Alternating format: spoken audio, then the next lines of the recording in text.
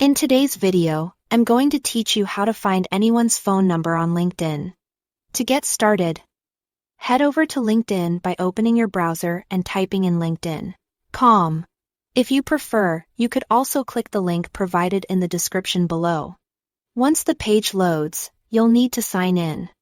If you're already logged in, that's fantastic. You can skip right ahead. For those who aren't logged in yet, you have several options for signing in. You can quickly use either your Google or Microsoft account or simply enter your email address and password.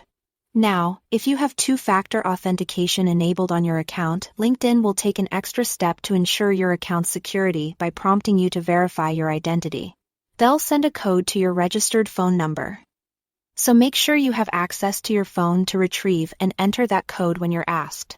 Once you are logged in, the next step is to go to the profile of the person whose contact number you're trying to find. It's crucial to remember that LinkedIn doesn't allow users to search directly for phone numbers.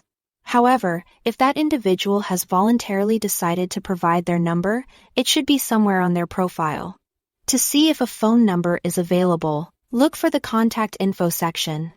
This section is generally located at the top of the profile right under their display picture, where you might also notice their work title and location.